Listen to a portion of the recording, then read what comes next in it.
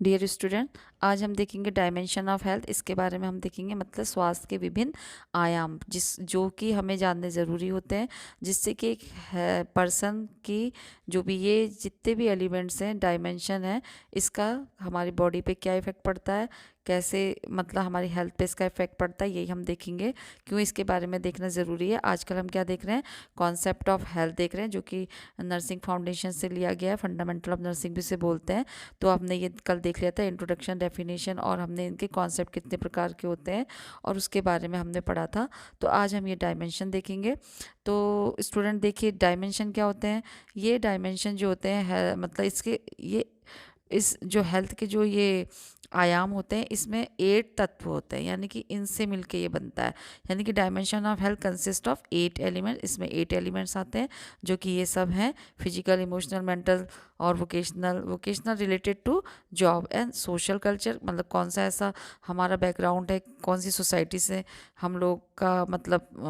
जो भी पर्सन है वो किस सोसाइटी से बिलोंग करता है, स्पिरिचुअलिटी में कितना वो बिलीव करता है, और एनवायरनमेंट किस तरीके का है जहाँ पे वो रहता है, और इंटेलेक्चुअल उसकी जो समझने की जो ब्रेन की जो कैपेसिटी है वो कैसी है, उस किसी बात को समझ पा रहा है कि नहीं, फिजिकली वो फिट है कि नहीं, इमोशनली वो स्ट्रांग है कि नहीं, मतलब अपने इमोशन को कैसे कंट्रोल कर पा रहा है, अपनी मेंटल एबिलिटी उसकी कैसी है।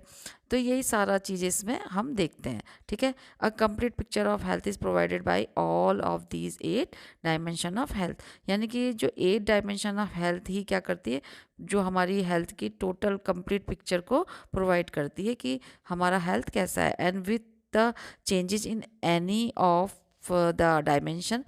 क्या होता है कि अगर किसी भी डायमेंशन में अगर चेंज आता है, तो अदर डायमेंशन जो होते हैं डायरेक्टली और इनडायरेक्टली उससे क्या होते हैं, अफेक्टेड होते हैं, मतलब उनमें भी उसका असर होता है। ठीक है, तो जो फिजिकल डायमेंशन है, सबसे पहले हम देख लेते हैं फिजिकल डायमेंशन, यानी कि भौतिक आयाम जिसे बोलते हैं। तो ये इसका मतलब होता है कि जो फिजिकल डायमेंशन ऑफ हेल्थ है वो किससे रेफर होता है, हमारी बॉडीली एस्पेक्ट ऑफ हेल्थ। यानी कि जो ये है, ये हमारे शारीरिक पहलू को संदर्भित प्रदर्शित करता है। कहने का मतलब कि हमारी बॉडी कैसी बनी हुई है, तो उससे ये रिलेटेड होता है। कि जैसे कि कोई होते हैं बच्चे जो कंजेनाइटल, जिसमें डिफॉर्मिटी होती है, कुछ होते हैं जो कि अक्वायर्ड होती है। ठीक है, कंजेनाइटल, अक्वायर्ड, और कुछ होते हैं कि अक्वायर्ड में उनकी फिजिक अगर अच्छी नहीं होगी तो वो फिजिकली फिट नहीं होंगे। तो इसमें सबसे पहले तो ये फिजिकल से ही पता चल जा रहा है कि हमारा बॉडीली एस्पेक्ट इसके अंदर आता है। ठीक है, it refer to more traditional definition, और ये जो होता है, जो पुरानी हमारी परिभाषाएं थी उसको भी रेफर करता है, उसको भी ये प्रदर्शित करता है। जैसे कि उसमें हेल्थ कैसी थी, उसमें माना गया, डेफिनेशन में डिफाइन किया गया कि health as the absence of disease and injury. यानी कि जो हेल्दी पर्सन है और हेल्थ है वो किसके बिना होती है, कोई भी उसमें इंजरी नहीं होगी और डिजीज़ नहीं होगी, तो वो कैसे है, वो ही हेल्थ है। बिना किसी डिजीज़ के, बिना किसी इंजरी के ही क्या कहलाती है, हेल्थ कहलाती है। तो जेनेटिक मेकअप, यानी कि इसको बनाए रखने के लिए, जेनेटिक मेकअप के लिए इसमें क्या आता है, जेनेटिक मेकअप मीन जो अनुवांशिक बनावट होती है, आय होती है, विकासात्मक स्तर, ये जो विकासात्मक स्तर होता है, जाति, लिंग, सभी व्यक्ति के शारीरिक आयाम का हिस्सा है। ठीक है, तो ये जितने भी हैं, यानी कि जो उसको अपने जेनेटिकली प्रोवाइड हुआ है, या उसकी एज फैक्टर क्या है, उसका जो लेवल होता है डेवलपमेंट का वो कैसा है, उसकी रेस क्या है, यानी कि किस रेस का वो है, और उसका सेक्स क्या है, मेल फीमेल। तो ये सारे पार्ट जो होते हैं इंडिविजुअल के फिजिकल डायमेंशन के पार्ट होते हैं। किसी भी इंडिविजुअल के डायमेंशन में ये सारा कुछ देखा जाता है। एंड स्ट्रांगली इन्फ्लुएंस हेल्थ, और ये सारे डायमेंशन जो ये जितने भी हम अभी इसमें देख रहे हैं, ये डायमेंशन ये स्ट्रांगली किसको इन्फ्लुएंस करते हैं, इससे जो हमारी हेल्थ होती है वो प्रभावित होती है, और हेल्थ प्रैक्टिसेस और हेल्थ में इसका सीधा सीधा इम्पैक्ट पड़ता है। ठीक है, ये हम इससे समझ सकते हैं। प्रोवाइडिंग जो physiological care focus on achievement of basic needs such as the oxygenation, circulation, sleep, comfort, nutrition and elimination. ठीक है, शारीरिक देखभाल प्रदान करना, यानी कि अगर हम अपनी जो फिजियोलॉजिकली केयर कर रहे हैं, उसको हम अपनी फिजिक को ठीक से रख रहे हैं, उसकी केयर कर रहे हैं, उसको केयर करने के लिए हमें किस पे फोकस करना पड़ेगा कि जो हमारी बेसिक नीड्स होती हैं, जो जो हमें जिसके लिए हमें बहुत ज़रूरी है, जिसके बिना हम सर्वाइव नहीं कर सकते हैं, जैसे कि ऑक्सीजन कैसी होनी चाहिए, प्योर होनी चाहिए, तो हमें उस पर क्या करना पड़ेगा, फोकस करना पड़ेगा, ध्यान देना पड़ेगा कि हमारी ऑक्सीजन कैसी है, हमारा सर्कुलेशन कैसा है। सर्कुलेशन मतलब कि हमारा जो ब्लड का सर्कुलेशन है वो कैसा है, मतलब हम हाइपरटेंसिव तो नहीं है, हमारा ब्लड सर्कुलेशन नॉर्मल है कि नहीं है, हमें स्लीप हम प्रॉपर ले रहे हैं कि नहीं है, और कंफर्ट हम कंफर्ट जोन में है कि नहीं है, न्यूट्रिशन हमारा खान पान कैसा है, और हमारा एलिमिनेशन प्रोसेस कैसा है। तो ये हमें क्या करता है, फिजियोलॉजिकल केयर हम उसको इन सबको फिट रख के कर सकते हैं, ठीक है। Then physical health can affect, जो फिजिकल हेल्थ होती है वो कैसे अफेक्ट होती है, other dimension of health as decline in physical health. जो फिजिकल हेल्थ में हमारा अगर कोई भी डायमेंशन जो हेल्थ है मतलब कोई भी डायमेंशन जो हेल्थ का है वो डिक्लाइन होता है, अगर वो नीचे गिरता है तो फिजिकल हेल्थ भी कैसी होती है, उसमें इफेक्ट पड़ता है, ठीक है। And result in decline in other form of health, और उससे क्या होता है, अदर फॉर्म ऑफ हेल्थ भी क्या होती है, डिक्लाइन होती है। जैसे कि शारीरिक स्वास्थ्य किसे कहेंगे, जो शारीरिक स्वास्थ्य मतलब होता है स्वास्थ्य के अन्य आयामों को प्रभावित कर सकता है, ठीक है। अगर ये फिट नहीं है तो दूसरे आयाम जो हमारे डायमेंशन है वो भी असर उसमें भी होगा, क्योंकि शारीरिक स्वास्थ्य में गिरावट के परिणाम स्वरूप स्वास्थ्य के अन्य रूपों में भी गिरावट आ सकती है। तो हम इसको ऐसे भी समझ सकते हैं कि अदर फॉर्म ऑफ जो डायमेंशन होते हैं उसमें भी क्या हो सकती है, डिक्लाइन मतलब गिरावट आ सकती है हेल्थ के जो अदर डायमेंशन होते हैं। किसी अगर फिजिकल डायमेंशन में वो अगर गिरी तो दूसरे डायमेंशन भी क्या हो सकते हैं, अफेक्टेड हो सकते हैं। फॉर एग्जांपल अगर पेशेंट को जो है अचानक ही फ्लू हो जाए, ठीक है, तो फ्लू हो जाए तो उसे क्या करेंगे, आइसोलेट करना पड़ता है। तो ऑफन आइसोलेटेड सोशली, उसे ऑफन आइसोलेटेड करेंगे, क्यों करना होता है, क्योंकि नॉट इन्फेक्टेड टू अदर, ताकि दूसरे लोगों को बचाने के लिए वो आइसोलेटेड होता है। और struggle to focus in order to study और लर्न एनीथिंग न्यू, और वो क्या करता है, इसके बारे में स्ट्रगल करता है, कुछ नया सीखने के लिए स्ट्रगल करता है, लर्न करने के लिए स्ट्रगल करता है। मे फील सैड और रिजल्ट ऑफ देयर आइसोलेशन, तो वो अपने जो आइसोलेशन का पीरियड होता है उस समय वो क्या फील करता है, सैड फील करता है, दुखी फील करता है कि मैं अभी क्या हूँ, आइसोलेटेड हूँ, किसी से नहीं मिल सकता हूँ। तो उसके बारे में वो ज़्यादा जानने के लिए उसको क्या करेगा, उस पर फोकस करेगा और स्ट्रगल करेगा, उससे बाहर निकलने के लिए वो क्या करेगा, अपने को उसके बारे में सीखेगा। तो कुछ नया सीखने के लिए वो क्या करता है, उस पर फोकस करना शुरू करेगा, ठीक है। तो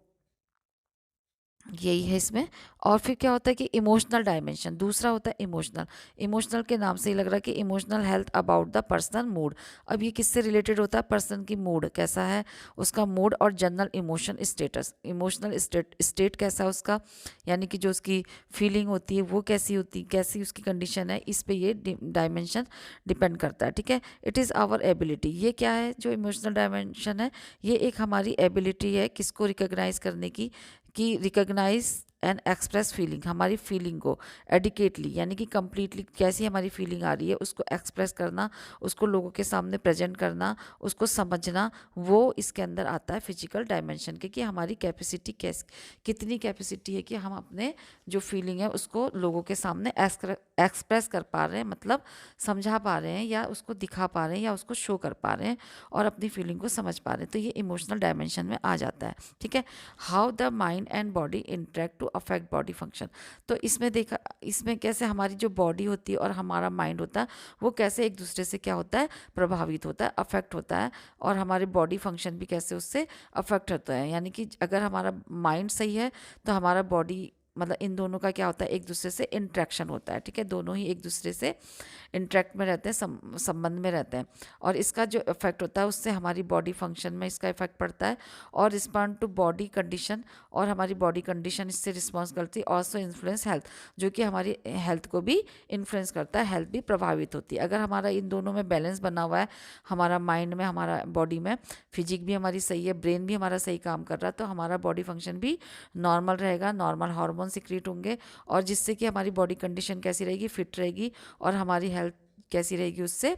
हेल्दी रहने के लिए प्रभावित होगी। और लॉन्ग, ये भी हम समझ सकते हैं, और ये जो मैंने नीचे लिखा है ये भी आप इससे समझ सकते हैं। Long term stress affect body system, ठीक है। अगर लंबे समय से कोई चिंता में है, स्ट्रेस में है, फिर तो उससे उसकी बॉडी सिस्टम क्या होगी, अफेक्ट होगी, उसका बॉडी सिस्टम में उसका प्रभाव पड़ेगा। और अगर एंजाइटी जो होती है वो हमारे हेल्थ में, अगर वो पर्सन क्या है बहुत टाइम से एंजाइटी में है, तो उसका इफेक्ट क्या कैसे पड़ता है, हमारी हेल्थ की हैबिट पे पड़ता है। कर्मशली काम, और अगर हम क्या होते हैं इसके विपरीत, अगर हम कूल रहते हैं और उसको और क्या करते हैं, रिलैक्स रहते हैं, उसको हम कूल कामली, अगर उसको रिलैक्स रहें और ध्यान से उसको काम रहें, कूल रहें, तो actually change body response to illness. तो हम क्या कर सकते हैं, जो भी बीमारी होती है उसके रिस्पॉन्स में हमारी बॉडी क्या करेगी, उससे मे बी उसको चेंज कर सकती बीमारी को, ठीक है। The relationship between emotion and mental health, इन दोनों का भी क्या होता है, इमोशन का जो emotional and mental health is clear, इन दोनों का भी आपस में एक दूसरे से रिलेशन होता है, इमोशनल और मेंटल हेल्थ का। जैसे कि सम इलनेस रेफर, कुछ जो बीमारियां होती हैं, कुछ जो डिजीज़ कंडीशन होती है वो रिलेटेड टू बोथ, यानी कि वो दोनों से ही प्रभावित होती है, इमोशनल और मेंटल। जैसे कि डिप्रेशन और एंजाइटी का उदाहरण आप इसमें दे सकते हैं, ठीक है। डिप्रेशन में भी पर्सन क्या होता है, डिप्रेस हो जाता है, और वो एक बीमारी, मतलब ग्रसित हो जाना ना, किसी किसी भी,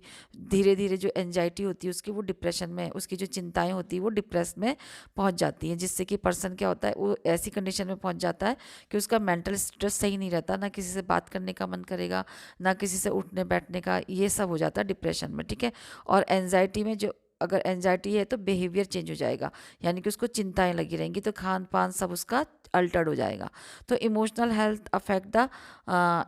the other dimension of health. तो इमोशनल हेल्थ अगर अफेक्टेड हो जाती है, तो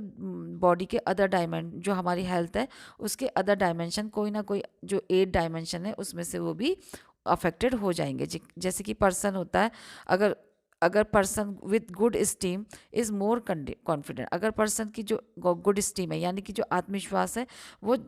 ठीक ठाक है, अच्छा है, तो वो क्या रहेगा, मोर कॉन्फिडेंट रहेगा, ठीक है। उसका जो आत्मविश्वास रहेगा, वो कॉन्फिडेंटली सबसे क्या करेगा, बात करना इन सोशल सेटिंग में, ठीक है, सोसाइटी में उठना बैठना ये सब वो कॉन्फिडेंटली करेगा, अगर उसका जो सेल्फ स्टीम है वो बहुत अच्छा है, ठीक है। और वो क्या करेगा, मेक फ्रेंडली क्विकली, और उसके फ्रेंड भी अच्छी से जल्दी बनेंगे। Often perform better in physical activity, और वो जो फिजिकल एक्टिविटी भी क्या करेगा, वो बेटर परफॉर्म करेगा, ये सब उसमें हेल्प करेंगे। अगर वो इमोशनली जो है, वो इमोशनल हेल्थ है, अगर वो इमोशनली हेल्दी है, तो उसका जो हेल्थ कंडीशन है वो भी, उसके डायमेंशन भी हेल्दी रहेंगे, और उसमें ये जो होता है, इसलिए हम समझ सकते हैं कि जो इमोशनल हेल्थ है वो उसके बॉडी के अदर डायमेंशन में किसी में भी वो अफेक्ट डाल सकता है, ठीक है। तो ये है इसका मतलब, तो ये आप इसमें से भी समझ सकते हैं, ठीक है। अब उसके बाद है third one is mental dimension. तो जो मेंटल हेल्थ है वो रेफर करती है कॉग्निटिव एस्पेक्ट ऑफ हेल्थ को, ठीक है। तो जो मानसिक स्वास्थ्य, मतलब ये है मानसिक आयाम जिसे बोलते हैं मेंटल हेल्थ को, ये जो मानसिक स्वास्थ्य, ये स्वास्थ्य के संज्ञात्मक पहलू से है, मतलब कि कॉग्निटिव मतलब ब्रेन से रिलेटेड समझ सकते हैं आप इसको, तो उससे रिलेटेड ये पहलू है, ठीक है। Mental dimension is ability to deal with every situation of life, ठीक है। अगर मेंटल डायमेंशन हेल्दी है तो पर्सन क्या करेगा, लाइफ की किसी भी सिचुएशन से वो उसमें ऐसी एबिलिटी है कि वो उसको क्या कर पाएगा, डील कर लेगा उससे, ठीक है। तो ये इस तरीके का डायमेंशन होता है। तो वेदर इट इज़ फेवरेबल और अनफेवरेबल, चाहे वो कंडीशन फेवरेबल हो या अनफेवरेबल हो, ये तो वो अपने दिमाग से इंटेलेक्चुअली या इंटेलिजेंटली उसमें क्या करेगा, वो इफेक्ट डालेगा, उसमें काम करेगा, और लॉजिकली उसमें वो सोचेगा, ठीक है, अगर उसका मेंटल स्टेटस ठीक है तो, ठीक है। और we can say that it is, मतलब, और हम ये भी कह सकते हैं कि उसका क्या रहेगा, ये बैलेंस रहता है between the individual and its surrounding world. तो उसके जो सराउंडिंग वर्ल्ड है जहाँ पे वो रहता है, उस सिचुएशन में, चाहे उसके काम का जो, यानी कि जो उसका ऑक्यूपेशन है, उसकी फैमिली है, उसकी सोसाइटी है, उसमें क्या रहेगा, इंडिविजुअल का बैलेंस रहेगा, ठीक है। वो उनसे सबसे मिलजुल के बना के रखेगा, ठीक है। और लिविंग हारमोनियसली, अगर वो, और वो अच्छी से खुशी खुशी सबके साथ रहेगा अपनी सोसाइटी में, अपनी फैमिली में, और वो क्या करेगा, रियलिटी को, किसी भी सिचुएशन को एक्सेप्ट करेगा, ठीक है। And adapt himself according to situation, और अपने को सिचुएशन के अनुसार ही वो क्या करेगा, ढालेगा, यानी कि खुशी में खुश होगा, गम में दुखी होगा। इस तरीके का मेंटल डायमेंशन अगर हेल्दी है तो ये सब प्रॉपरली चलता रहेगा, ठीक है। Offer mental health is link to our include emotional health. तो जो ये मेंटल हेल्थ है, अक्सर हमारे जो इमोशनल हेल्थ है इससे क्या रहता है, इंक्लूड रहता है, उसमें ये जुड़ा हुआ होता है, ठीक है। For example mental health is more functioning, अगर जो मेंटल हेल्थ है, more functioning of the brain, brain की क्या है वो, उसमें ब्रेन का ज़्यादा फंक्शनिंग होगी, ज़्यादा वो काम करेगा अगर वो मेंटली वो हेल्थ है तो वो अपना ब्रेन का ठीक से यूज़ कर सकता है, ऐसा भी आप इसे समझ सकते हैं। While emotional health refer to the person mood, ठीक है। जबकि जो इमोशनल हेल्थ होती है वो पर्सन के मूड से अफेक्ट करती है, यानी कि जो मेंटल हेल्थ होती है वो ब्रेन के फंक्शनिंग को कंट्रोल करेगी, उससे उसका ब्रेन जो होता है वो प्रॉपर काम करेगा। और अगर वो इमोशनल हेल्थ जो होती है उसकी पर्सन की, जो कि जबकि जो इमोशनल हेल्थ है, इमोशनली वो जो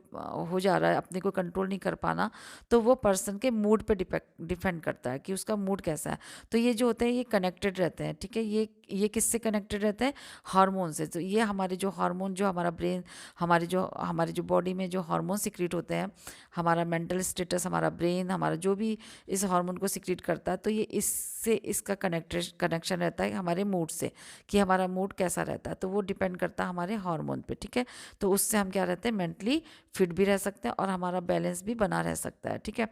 तो mental health can affect the other dimension of health, अगर मेंटल हेल्थ ठीक नहीं रहेगी तो हमारा जो जो हेल्थ के अदर डायमेंशन है उसमें भी सीधा सीधा अफेक्ट पड़ेगा, वो उसको भी प्रभावित करते हैं, ठीक है। In an increase in mental health, अगर मेंटल हेल्थ अच्छी है, उसमें हम अच्छी से काम कर रहे हैं, तो can come as a result in increase physical activity. तो हमारी जो फिजिकल एक्टिविटी है, तो वो भी फिजिकल एक्टिविटी अगर हम ज़्यादा करते हैं तो हमारी मेंटल हेल्थ भी क्या रहेगी, वो दोनों का एक दूसरे से कनेक्शन होता है, मेंटल हेल्थ भी हमारा प्रॉपर ठीक से काम करेगा। तो मेंटल फिजिकल एक्टिविटी अगर इंक्रीज है, हम फिजिकली फिट है, तो हमारा ब्रेन जो होता है वो ठीक से काम कर रहा होता है, हमारा ब्रेन भी इससे कनेक्टेड है, फिजिकल एक्टिविटी से, और फिजिकल एक्टिविटी भी ब्रेन से कनेक्टेड है, आप ऐसा भी समझ सकते हैं। And good mental health can then lead to increase self esteem, और अगर हमारा मेंटल हेल्थ अगर बहुत अच्छा है तो हम क्या करते हैं, इंक्रीज सेल्फ स्टीम हमारी होती है, वो उसको लीड करती है कि हमारी जो सेल्फ स्टीम होती है वो बढ़ती है, जिससे कि मेंटल परफॉर्मेंस क्या होता है हमारा, उससे हमारा मेंटल परफॉर्मेंस भी इम्प्रूव होता है। हम ऐसे भी समझ सकते हैं, अगर हम मेंटल परफॉर्मेंस हमारा इम्प्रूव है तो हमारी सेल्फ स्टीम भी क्या होती है, बढ़ती है, हम आराम से लोगों के सामने कॉन्फिडेंटली उठ सकते हैं, बैठ सकते हैं, और अपने को वो कर सकते हैं, शो कर सकते हैं, ठीक है। देन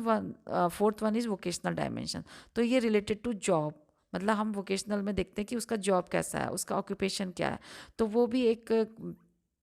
जो होता है वो play an important role in promoting physical and mental health, ठीक है। शारीरिक और मानसिक स्वास्थ्य को बढ़ावा देने में कार्य नौकरी अक्सर महत्वपूर्ण भूमिका निभाते हैं, ठीक है। मैंने जैसे बताया इम्पॉर्टेंट रोल, यानी कि एक इम्पॉर्टेंट रोल होता है प्रमोटिंग फिजिकल, यानी कि जो फिजिकल है, शारीरिक और मानसिक जो हेल्थ स्वास्थ्य है उसको प्रमोट करने के लिए, उसको जो होता है मतलब बढ़ावा देने के लिए, उसको प्रमोट करने के लिए क्या है, ये एक इम्पॉर्टेंट रोल प्ले करता है, कौन, हमारा जॉब और वर्क, ठीक है। हम इसको कह सकते हैं। When a person suddenly loss of his job, अगर एग्जाम्पल के तौर पे आप देखिए कि अगर किसी की जॉब अचानक ही चली जाती है तो उसका क्या पड़ेगा, उस पर साइकोलॉजिकल और मेंटल स्टेटस उसका क्या पड़ेगा, सही नहीं रहेगा, उस पर अफेक्ट पड़ेगा, उस पर असर पड़ेगा, ठीक है। और उसको चिंताएं आने लगेगी, एनजाइटी डिसऑर्डर आने लगेगा, फिर उसके बाद वो सोचेगा मुझे क्या करना, तो उससे अदर डिसऑर्डर भी उसको हो सकते हैं। तो when mental health is impaired, अगर मेंटल हेल्थ ठीक नहीं है तो physical health get automatically affected, तो फिजिकल हेल्थ भी अफेक्टेड ऑटोमेटिकली हो जाएगी, जैसे हमने प्रीवियस स्लाइड में भी देखा था, ठीक है। देन सोशियो कल्चर डायमेंशन, तो health practices and belief are strongly influenced by person, economical level, life style, family and culture, ठीक है। तो ये जो सोशल कल्चर है, ये जो हमारी हेल्थ एंड प्रैक्टिसेस, जो हेल्थ प्रैक्टिसेस एंड बिलीफ है वो स्ट्रांगली इससे क्या रहते हैं, इन्फ्लुएंस रहते हैं, उसको ये प्रभावित करते हैं। कौन प्रभावित करता है हमारे हेल्थ प्रैक्टिसेस को और बिलीफ को, हमारे पर्सन की इकोनॉमिकल कंडीशन कैसी है, यानी कि वो इकोनॉमिकली एबल है कि नहीं है अपने को हेल्दी रखने के लिए, यानी कि उसको फिर जितनी भी रिक्वायरमेंट है खान पान सही रहेगा उसका, और वो अवेयर रहेगा अपनी हेल्थ के लिए, और लाइफ स्टाइल उसकी कैसी है, यानी कि उसकी जो उठने का उसमें एक्सरसाइज कर रहा है कि नहीं, सोने का टाइम, स्लीपिंग पैटर्न, ये सब इसमें आ जाएगा। खाना पीना, स्लीप, फैमिली बैकग्राउंड कैसा है, फैमिली में किस तरीके के लोग हैं, और वो कहाँ पे रहते हैं, लो सोशियो इकोनॉमिकल कंडीशन है या वो हाई क्लास फैमिली से है, तो ये सारा इम्पैक्ट पड़ता है। और उसका कल्चर, कि वो किस कल्चर और किस सोसाइटी में, किस सोसाइटी से होता है, तो ये सोशियो कल्चर डायमेंशन में आता है। तो इन सबको हेल्दी रखना हम बहुत ज़रूरी है, इन पे भी स्टडी करना बहुत ज़रूरी है, फोकस करना बहुत ज़रूरी है। अगर हेल्थ प्रैक्टिसेस और हमारे जो मतलब जो हमारे बिलीव्स होते हैं उसमें ये हेल्थ प्रैक्टिसेस में पूरा असर ये डालता है। ठीक है, स्वास्थ्य प्रथाएं जो होती हैं, मान्यताएं होती हैं, व्यक्ति के आर्थिक स्तर में और जो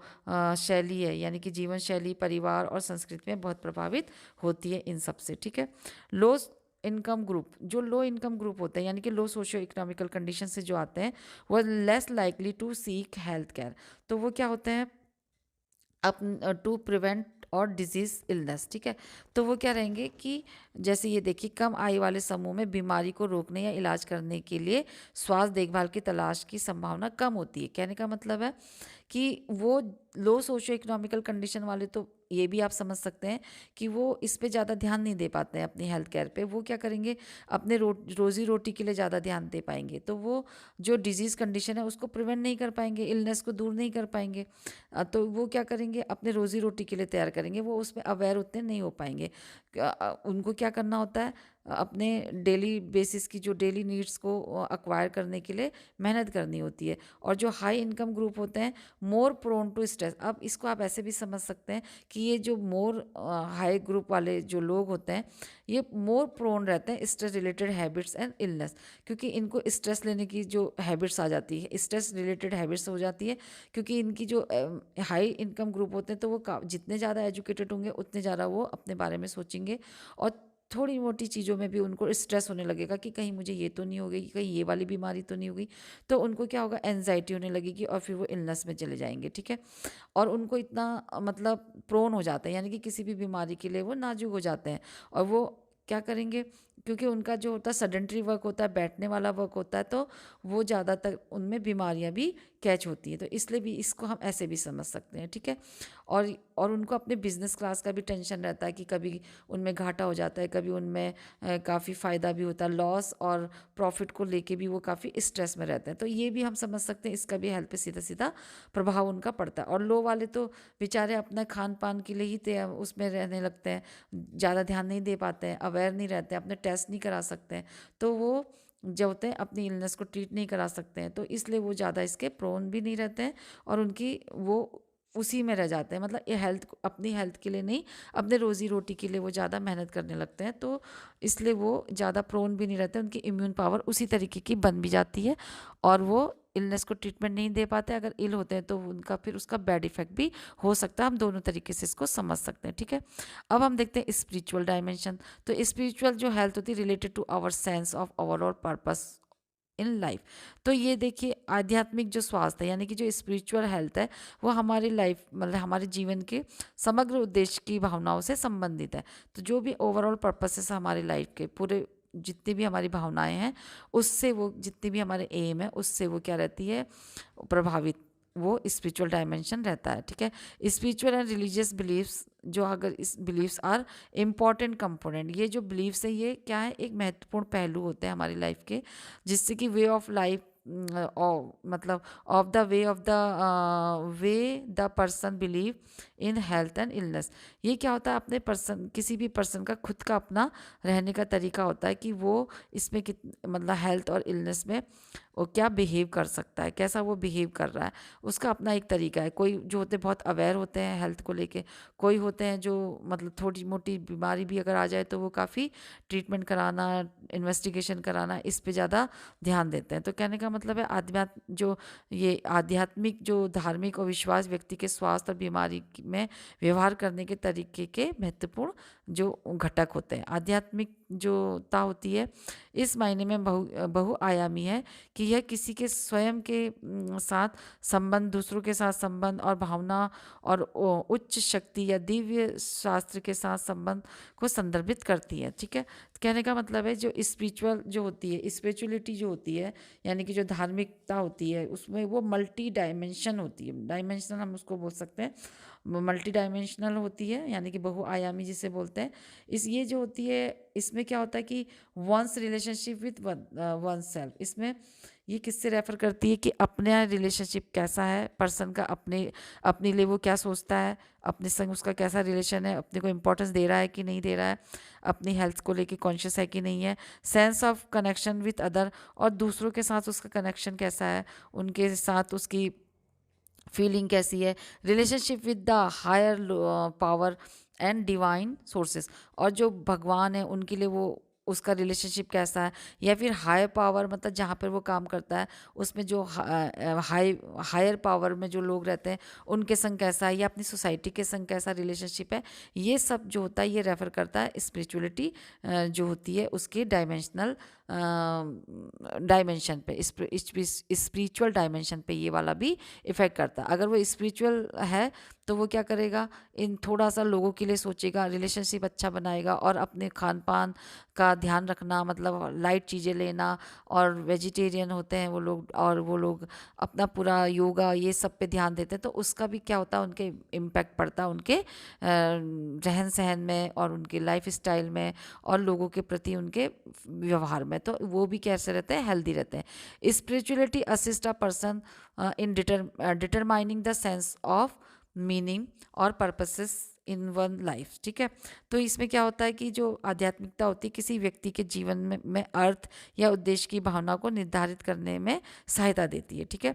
तो स्पिरिचुअलिटी का जो होता है वो पर्सन को क्या करती है, समझने में, उसको असिस्ट करने में, उसको डिटरमाइन करने में, उसकी जो सेंस होता है उसको समझने में वो क्या करती है,